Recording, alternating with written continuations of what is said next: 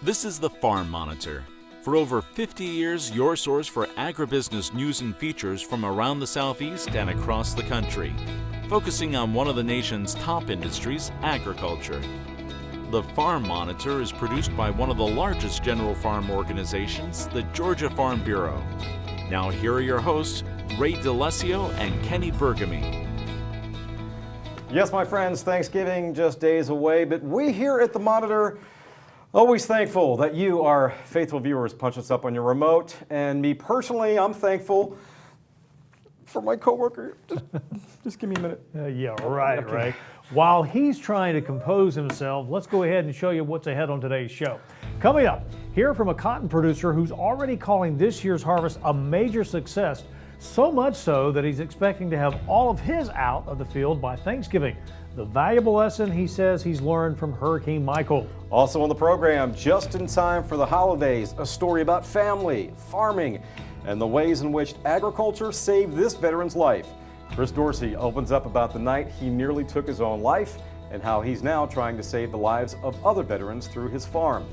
Plus, 'tis the season to give thanks and host holiday parties, right? Well, Marcia and I are going to help you jazz up those traditional crock pot meatballs with some tasty new sauce ideas, meals from the field, and more, starting right now on the Farm Monitor. With Hurricane Michael wiping out a majority of the 2018 cotton crop in Georgia, this year's harvest is more important than ever for growers. And while less than ideal weather during growing season might have impacted quantity, the quality remains the same. Damon Jones reports. These are just some of the images growers around the state were faced with in the wake of Hurricane Michael late last year, as the cotton industry suffered more than $300 million worth of damage. But despite its impact, the mindset of the farmers wasn't greatly different heading into this year's crop. No, I mean, we know as painful as last year was, it's hopefully a once-in-a-lifetime event. You know, so you don't forget the lessons you learned in those years, but to dramatically alter our plans, based on what it was most likely a once-in-a-lifetime event, we really didn't change a whole lot. However, the memory of those storms did have an impact later in the season, as heavy rains during harvesting forced some farmers into changing up the routine in order to speed up the process. So I actually got on the phone and called two of my neighbors that were nearly finished, and I got them to come help us harvest about half of our crop. I've always harvested all of my cotton myself, but memories of last year and the losses we sustained last year were fresh on my mind, and I was willing to make the investment to get this crop out as soon as possible. And that plan has paid off, as this year's harvest is on track to finish up well ahead of schedule. It will be. I've been farming, next month will be 28 years, and I think 1 year out of those 28 years have we been finished by Thanksgiving. And if we miss the rain on Thursday night, we should be through by Friday, and this will be by far the earliest that we've ever been finished. And that will have a positive impact on the quality of the cotton, as the quicker the farmers can get it out of the field, the less chance the crop has to run into problems. Oh, absolutely. The longer the cotton stays in the field, the more yield you have a possibility of losing, as well as the yields degrading. And so the quicker you can get it out, the better. Once that bowl of cotton opens, that's when and once it opens and fluffs out, it's at its optimum as far as what it will weigh and what it will grade and what it's worth. And that's good news, especially this year, as a difficult growing season resulted in less than ideal yields for the growers. Well, it's not the crop that we had hoped that it would be when we started. We had an abnormally hot summer and fall, and I think that trimmed our yields a little bit. I would say that probably mediocre yields, but compared to the last 2 years where hurricanes and rainfall have affected us so significantly, this is really a bumper crop compared to those 2 years. So we, although it's not what we had hoped for, not even what we thought it was, still very thankful for what we have and thankful that we're nearly finished. But I do think that for the first time in 3 years, I'm going to be able to pay my bills, and that's a pretty good feeling. Reporting from Dooley County, I'm Damon Jones for the Farm Monitor. In other ag news, Georgia is still on track to receive part of that $800 million in state block grants from USDA for ag losses resulting from the recent hurricanes. Alabama and Florida, the other two states slated to receive money. Now various reports had Georgia getting somewhere in the neighborhood of $347 million in aid. However, a spokesperson for the Georgia Department of Ag tells us that the amount will be no less than $347 million, and that talks between Commissioner Gary Black and the USDA for even more money are ongoing. They say once details are finalized, they plan to post the particulars on their website. Of course, we'll keep you updated as new information emerges. Now, meantime, climate change has been a huge discussion this year and will no doubt be a frequent topic of discussion in the years to come. That's why Emory University hosted a climate change conference, which attracted pretty much all the top industries in Georgia, including the ag industry. It also caught the attention of our John Holcomb. It's a word that you hear all the time these days, climate change. And no matter your beliefs or stance on the topic, discussions are happening on it. That was the case in Atlanta recently, as the Georgia Climate Project hosted a conference. Everything from electric cars to water was discussed, including agriculture. When you think about climate change in Georgia, there's a lot of issues there, but only a few really rise to the top. Our coasts, for sure. What happens with our energy, for sure. But agriculture and forestry are way at the top of that list because these are really important industries to the state. And we know that these are industries that are really sensitive to changes in climate and weather, and we've seen that in small and really large ways over the past couple of years and over the past decade. So it's really important for ag to have a seat at the table, and not only a seat at the table, but a voice leading the conversation to talk about what this means for Georgia's really big industries and what we can do about it.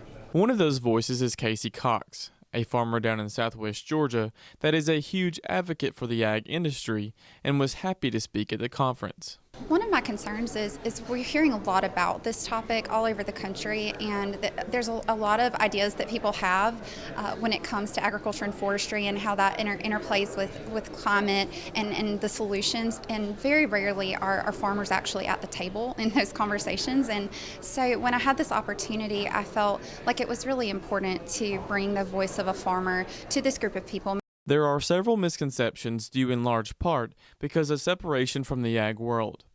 But Casey made a point to make sure that people understand that farmers and agriculture are at the forefront of climate change, which comes in the form of efficiency and conservation. On our farm and really across most farms in South Georgia, we've had the opportunity to implement new practices, new technologies, and new varieties of the crops that we grow that help us produce more with less. And that is really a huge part of the solution. And so much has changed even from my dad's generation to my generation with what's available. And I really feel like in the future, we're only going to have more options and more efficiency, and we really are looking for those practices that not only increase our conservation value but also increase our efficiency, because that has a direct impact on our bottom line. So if we can find those practices that do both, that's really a win-win situation for farmers, and we know that, and that's why farmers have chosen to implement so many best management practices and conservation practices and new technologies, because it's beneficial all around. One of the biggest things Casey wanted to get across at the conference was the importance of rural Georgia and the ag industry, and how important they are when it comes to discussing climate change. According to the U.S. Census Bureau, 20% of people live in rural populations. That covers about 97% of our country's landmass, and the majority of our food production and our energy production across the country is in rural communities. And so we're really a huge part of this, and we're living this day to day, and so we absolutely have to be part of the conversation. We are part of the solution. I firmly believe that. Reporting in Atlanta for the Farm Monitor, I'm John Holcomb.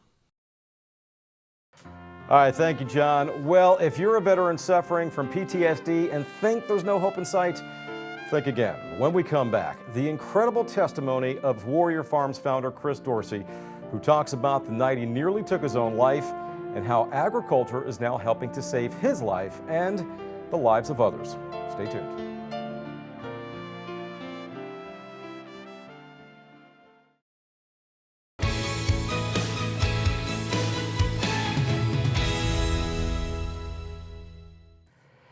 As we celebrate veterans this month and give thanks this holiday season, there was one Georgia veteran who was thankful for every minute of every single day. Thankful for life and thankful that agriculture played a role in saving his life. In 2009, Warrior Farms founder Chris Dorsey was staring down the barrel of a gun when he received what can only be described as divine intervention, or in this case, canine intervention. His account of that night and what it led to, chilling to say the least. But it's a story that Chris feels needs to be told, and one that veterans like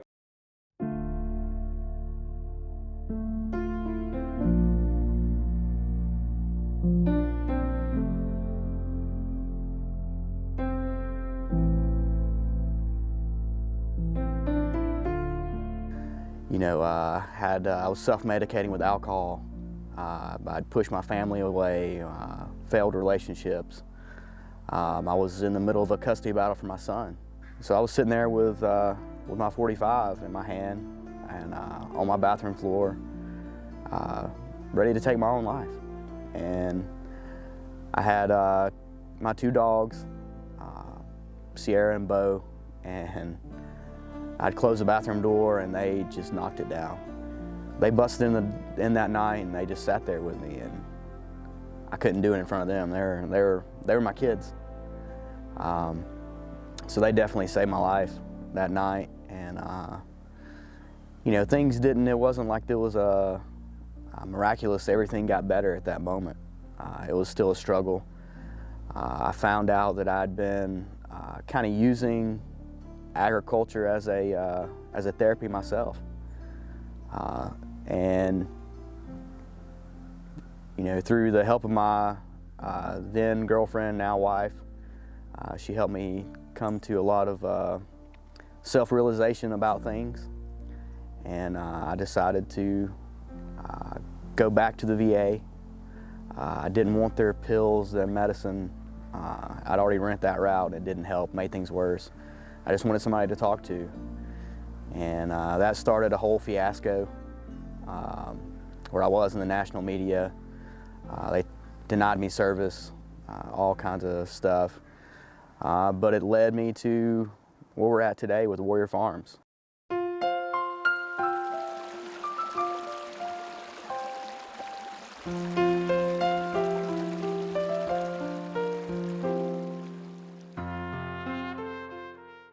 I had to find something that was going to not only help myself, but help my brothers and sisters out there. And agriculture was what it was. It's a lot like being in combat too. You wake up in the mornings and you don't know what you're going to find. You might have some fence down, you might have livestock out. We had a freeze this morning. You have to adapt and overcome. You're always battling something. So it's something we can relate to. I don't care what branch of service you served in, I don't care what your job was, it doesn't matter to me. You're my brother, you're my sister, and we're here to fix your problems, make you successful. So that's one of the kind of things across the board that everybody definitely feels, is that there's no judgment. You come here and it's love, it's positive energy.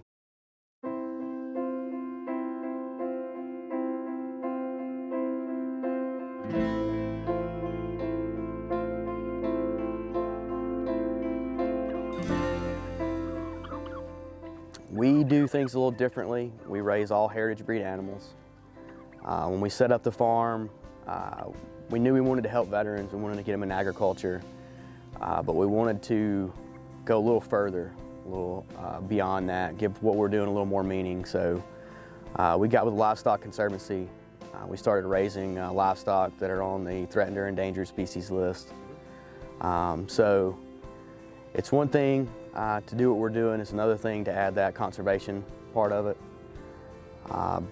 So then what we found out with that is that these animals are a lot slower growing, but that makes them a lot more tasty. So sharing that, these turkeys on Thanksgiving with veterans and with veterans' families is hugely rewarding. So that's a huge pro to it. Farming, you're gonna have ups and downs every day. And if we can take our downs and turn them into a learning experience for another veteran farmer, then it's an up in the end.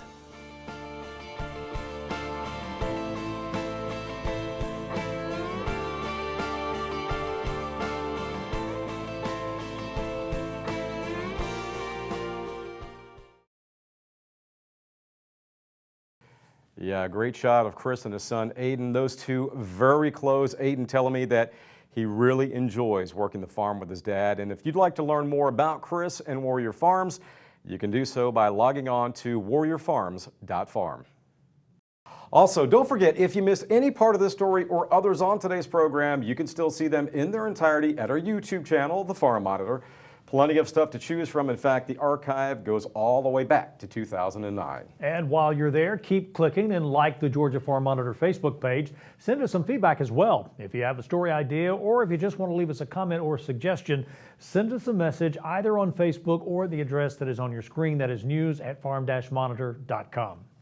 Last week on the show, we brought you the story of Lindy Klepfer, who owns and operates Little Fox Farm, which is located in Douglasville and is based out of the Glover Family Farms. Well, one of Lindy's neighbors is the Anderson family. Mom, Nisi, along with her 5 kids, use the farm as part of their homeschool curriculum and spend a few days a week working the garden and gathering up produce to give to area food pantries. According to Nisi, the whole experience has been a life changer and has enabled her to have some peace of mind as a parent. For me, it is basically just a relief of different things that the kids get to learn how the soil works and deal with worms, learn about a good work ethic and the value of growing and the value of just self-sustainability and just the value of eating fresh produce. Mr. Glover and being a part of his farm has really made a difference in our lives. Just as I had the experience of just seeing other people travel through his farm, and he opens up his home and his land to so many different people. All right, time to break out the aprons and those holiday appetites. When we come back, Marcia and I are looking ahead and whipping up some recipes for those office Christmas parties or family gatherings. Meals from the Field when the Farm Monitor continues.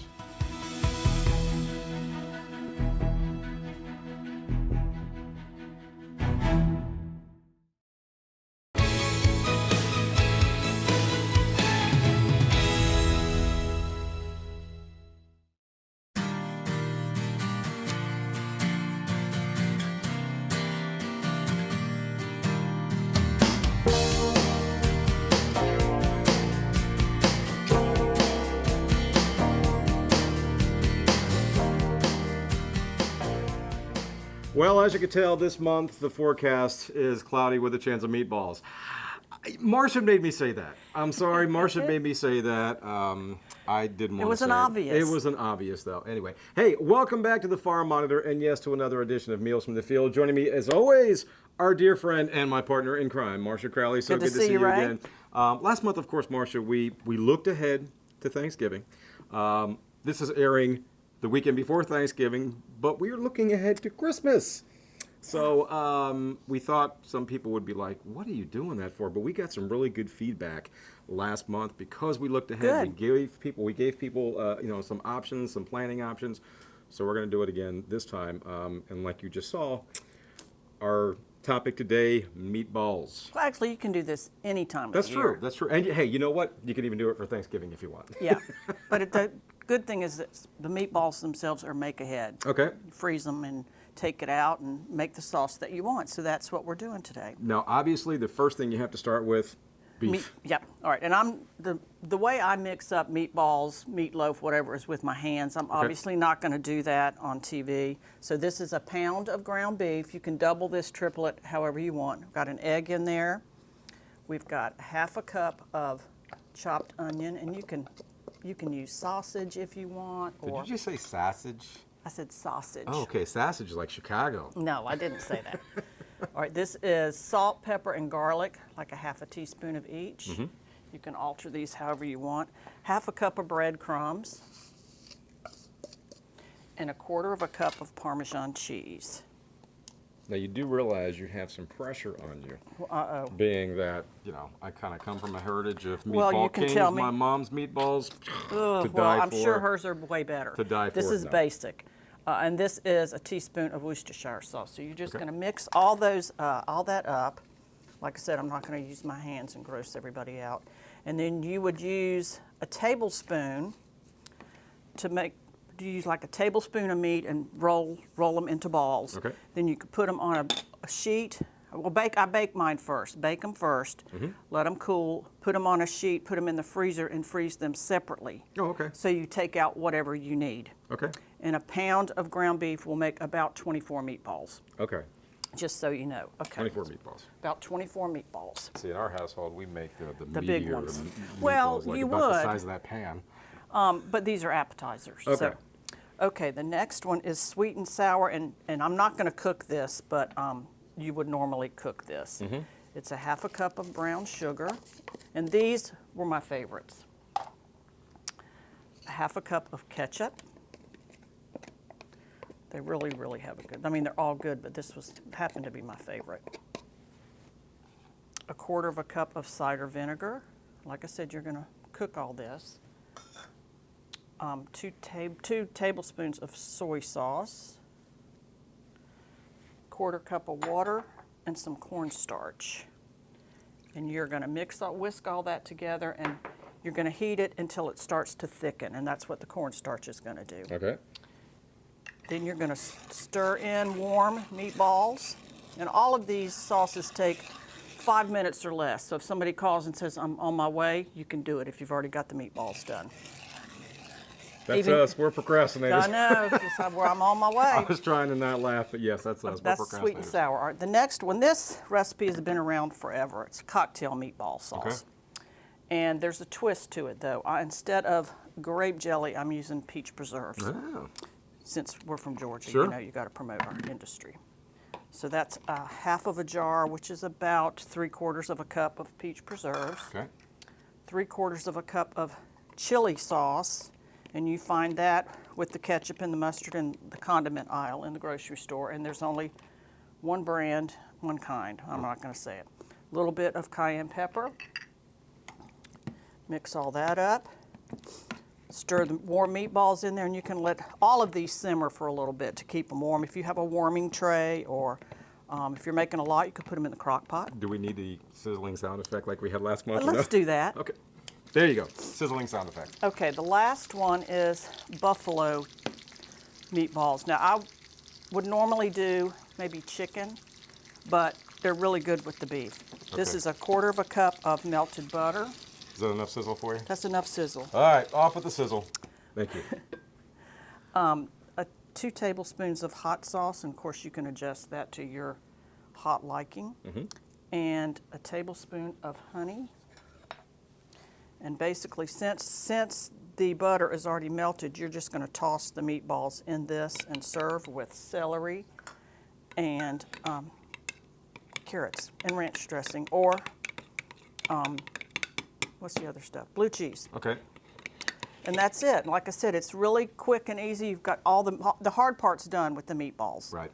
And then you can always make meatball sliders with a little bit of spaghetti sauce, mozzarella cheese, and then there's the obvious spaghetti and meatballs. So you've got several meals right here. And the hardest thing, I guess, if you want to call it the hardest thing, was, just making up the meatballs like you said. That's it. That takes some time. You can cook those, kind of even put them in the refrigerator, and then when your company comes over, pull them out, put them in the microwave, I guess? Or that's what I did. Okay.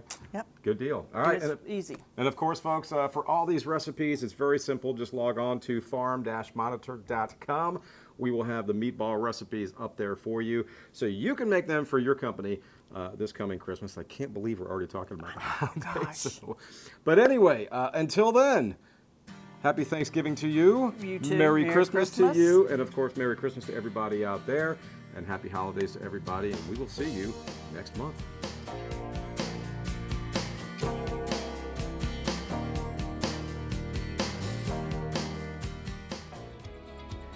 Ray and Marcia, thanks so much. And before we go, a friendly reminder that for all the latest ag info regarding food, great recipes, and what's happening out on the farm, be sure you check out our Twitter, Facebook, and Pinterest pages.